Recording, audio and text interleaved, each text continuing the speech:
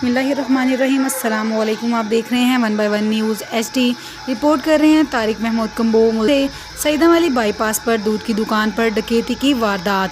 تفصیل کے مطابق جدید اسلحہ سے لیس 3 ڈاکو دودھ کی دکان میں داخل ہو گئے۔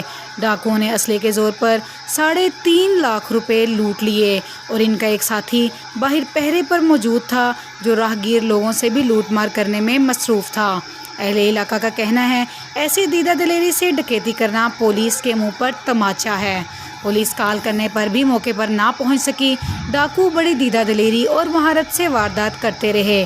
ڈاکوؤں کا ایک ساتھی جو پہرے پر کھڑا تھا اس کے باوجود بھی وہ اکیلا باہر لوٹ مار کرتا رہا۔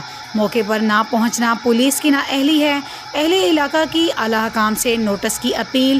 ایسے لاغرض پولیس ملازمین کو فی الفور نوکری سے فارغ کیا جائے اور ملزمان کو جلد از جلد گرفتار کروایا جائے۔ مزید خبروں کے لیے دیکھتے رہیے گا ہمارا اپنا چینل 1 by 1 نیوز HD۔ تازہ ترین اپلوڈز کی نوٹیفیکیشن حاصل کرنے کے لیے ہمارے چینل کو سبسکرائب کریں اور ساتھ میں دیے گئے گھنٹی کے نشان کو دبانا نہ بھولیں۔